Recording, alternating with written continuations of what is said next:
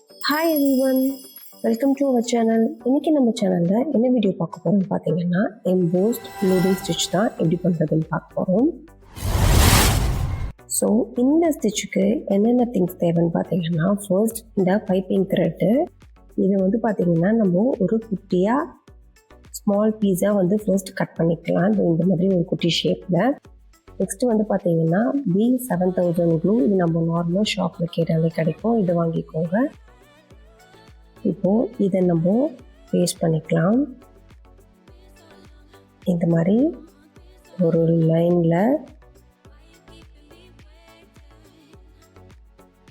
Paste பண்ணிவிட்டு இதுக்கு மேலே இந்த த்ரெட்டை ஒட்டிக்கலாம்.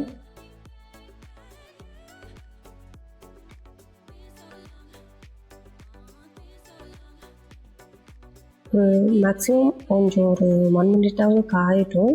ட்ரை ஆனதுக்கப்புறம் நம்ம வந்து நெக்ஸ்ட்டு ஸ்டிச் பண்ணலாம்.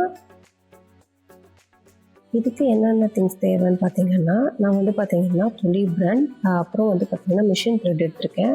இந்த லைன்லேயே வந்து நம்ம வந்து ஜிக்ஸாக் லைன் கொடுத்து இதை வந்து நம்ம வந்து ஃபஸ்ட்டு ஸ்டிச் பண்ணிக்கணும், இந்த பைப்பிங் த்ரெட்டை. அதுக்கு மேலே தான் நம்ம வந்து சில்க் த்ரெட் போட்டு ஸ்டிச் பண்ண போகிறோம். ஸோ இந்த மிஷின் த்ரெட்டில் எண்டு நாட் லாஸ்ட்டில் போட்டுட்டு இந்த சென்டர் பாயிண்ட் வந்து ஸ்டார்ட் பண்ணி நம்ம ஜிக்ஸாக் லைனில் நம்ம வந்து ஸ்டிச் பண்ணிக்கலாம்.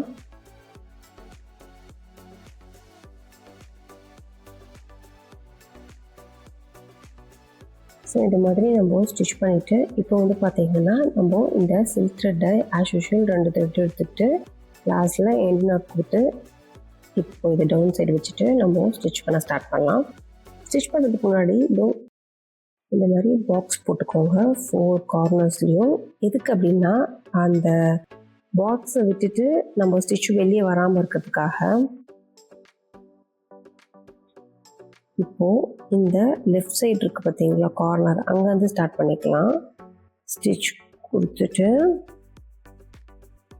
மேலே ஒரு லாக் ஸ்டிச்,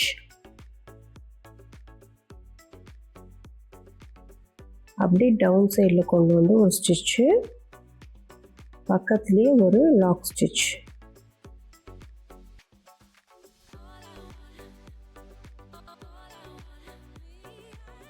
இப்போது திரும்ப அதோட ரைட் சைடுக்காக நம்ம கொண்டு போகணும். மேலே டாப்பில் ரைட் சைடாக கொண்டு போய் ஸ்டிச் கொடுத்துட்டு ஒரு லாக் ஸ்டிச்சு, திரும்ப டவுன் சைடில் கீழே கொண்டு வரும்போது டவுன் சைடில் ஒரு ஸ்டிச்சு, அகைன் கீழே ஒரு லாக் ஸ்டிச். மேலே ரைட் சைடில் கொண்டு போகணும் அந்த ஸ்டிச்சை, கீழே எடுத்துகிட்டு வரும்போது நம்ம டவுன் சைடு கொண்டு வர மாதிரி க்ராஸ் லோடிங்காக வர மாதிரி நம்ம ஸ்டிச் பண்ண போகிறோம். அகைன் ஒரு ஸ்டிச்சு, பக்கத்தில் டவுன் சைடில் ஒரு லாக் ஸ்டிச். இப்போது மேலே ஒரு ஸ்டிச்சு, பக்கத்தில் ரைட் சைடில் ஒரு ஸ்டிச். இதே மாதிரி தான் நம்ம கண்டினியூவாக போட்டு வர போகிறோம்.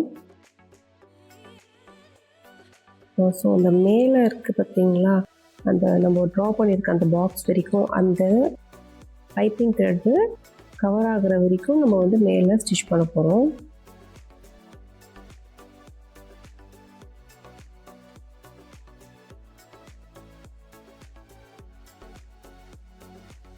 கீழே டவுன் சைடில் ஒரு ஸ்டிச்.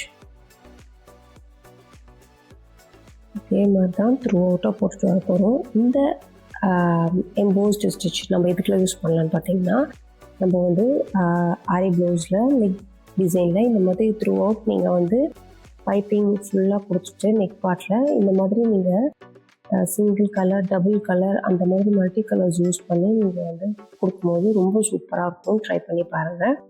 டவுட்ஸ் இருந்துச்சுன்னா கமெண்ட் பாக்ஸில் கமெண்ட் பண்ணுங்கள். எண்டுக்கு வரும்போது பார்த்திங்கன்னா ஃபர்ஸ்ட் நம்ம டாப்பில் எப்படி பண்ணோமோ அதே மாதிரி எண்டுக்கு அதே மாதிரி நம்ம ட்ரை பண்ணுவோம்.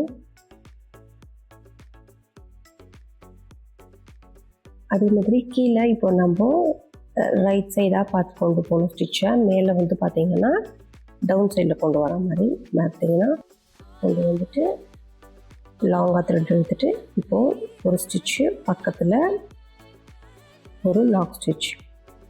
அதே மாதிரி டவுனில் கொண்டு வரும்போது ஒரு ஸ்டிச்சு, ரைட் சைடுக்காக கொண்டு போயிட்டு ஒரு லாக் ஸ்டிச்.